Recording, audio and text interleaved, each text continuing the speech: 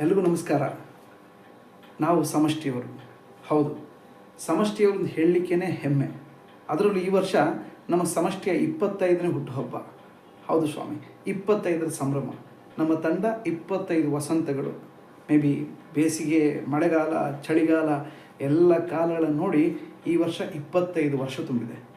ನಾನು ಈ ತಂಡಕ್ಕೆ ಸೇರಿದಾಗ ಕೇವಲ 20 ವರ್ಷ. ಇವತ್ತಿಗೆ ನನಗೆ 45 ವರ್ಷ. ನನ್ನ ಹಾಗೆ ನನ್ನ ಜೊತೆಗೆ ಸೇರಿದವರೆಲ್ಲರೂ ಸಹ ಆಲ್ಮೋಸ್ಟ್ 20, 21, 22 ಒಂದು ಭಾಗದಲ್ಲೇ ಸೇರಿಕೊಂಡವರು.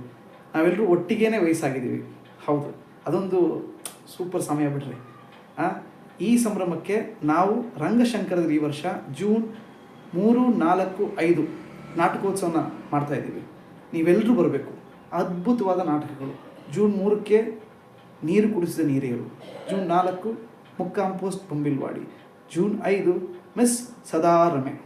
ಹೌದು, ಈ ಹಬ್ಬಕ್ಕೆ ನೀವೆಲ್ಲರೂ ಔತಣಕ್ಕೆ ಬರಬೇಕು.